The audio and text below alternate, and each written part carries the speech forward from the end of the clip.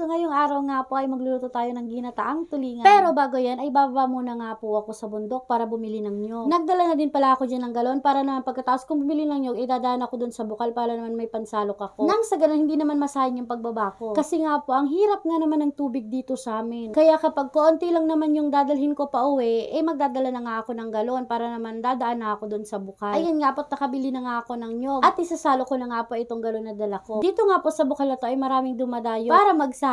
Lalo na nga po ngayong sa amin dahil minsan walang tubig ang nawasa. Yang bukal nga po ngayon ay nililinis naman po kaya pwede naman siyang inumin. Pwede ka din po dyang maglaba. Ayun na nga po, paakyat na ako. Napakahirap nga lang po dito sa amin pagpaakyat na talaga. Lalo na po pag ang dami mong bitbit. Makakarating ka nga din lang sa bahay mo sobrang hingal mo na. Buti na nga lang po at sanay naman na kami. Ayun nga po, pagkarating ko nga po sa tindahan ni Chamila ay kinuha ko na nga yung isda na nabili niya. Bali, nabili lang nga po yan ni Chamila sa mga naglalako. Sabi ko nga po masarap yung gataan kaya sabi ko ako na magluluto. Nanguha na rin pala ako ng mga sangkap na gagamitin ko sa pagluluto. Pero syempre binayaran ko naman yan kasi alam mo naman baka malugi si Chamila. Sabi ko nga masarap yung ginataang tulingan kapag medyo may kaunting gulay.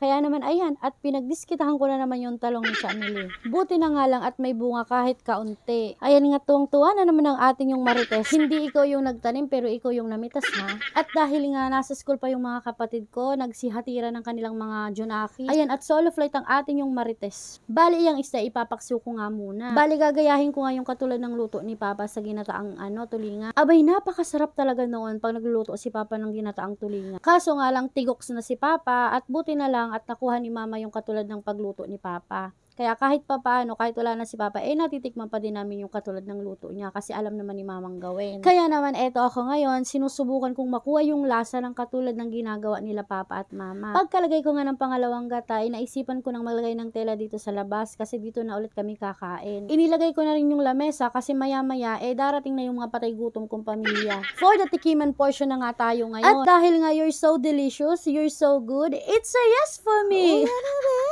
Uy, ating marites, yung niluluto yung pinag-uusapan ha. Dahil nga may pasok pa si Blesian mamayang hapon, ay una ko na siyang pinagsandok ng pagkain. Habang pinagsasandok ko ng pagkain yung anak ko, dumating naman nga yung uncle ko at hihinga daw siya ng isda. Sa aming pamilya nga ay normal na lamang yun. Tingnan nyo nga't may bitbit na lagayan. Natatawa pa nga ako dyan kasi sabi ko nga naga-video kami. Pero yun nga yung mga ganitong bigayan o hingian ng ulam, normal na lang talaga sa amin, lalo na sa aming magkakapatid. Kasi kahit na hindi namang hingi, talagang aabutan talaga ng ulam pag merong ulam. Siyempre, magbibigay pag meron. Ganon. Ganon talaga kaming magkakapatid. Nakakita kasi namin yung ganong ugali sa papa namin nung nabubuhay pa siya. Tuwing magluluto yun, ang dami-daming niluluto. Kasi ang rason niya, para pag may humingi daw, merong ibibigay. Kaya parang nakaugalian na nga naming magkakapatid yung ganon. Pagkatapos kong ipagsandok si Blessing ng makakain niya, nagsimula na din akong kumain. Kasi Diyos me, Marimar, gutom na din talaga ako. Kaya naman halina rin kayo't magsandok na at sabay nyo na kami sa pagkain at nang sabay-sabay tayong mabusog. Habang kumakain nga kami nagdadaldalan kami, nagpapalitan kami ng mga kanya-kanya naming pangarap. Natatawa nga ako kasi hindi namin namamalaya na parami na pala yung kain namin. Habang may batang makulit na sumisilip dito, ay nagsimula na ngang hiwain ng kapatid ko yung guyaba, no. Sabi ko nga sa kanya, ipagparti-partihin niya kasi nga may pagbibigyan daw si Chamil niya. Aba naman, kaming mga anak ay susunod si nanay. Kasi nga naman, kanyang tanim yan. Sino pa bagang may gusto nitong guyaba, no? At ipapadeliver ko na lamang. Ayan na nga't nagsimula na yung kapatid kong iparte-parte yung guyaba, no, sa mga pamangkin ko. Sabi ko nga dyan at pahuli na lang kaming mga nanay kasi matatanda naman na kami.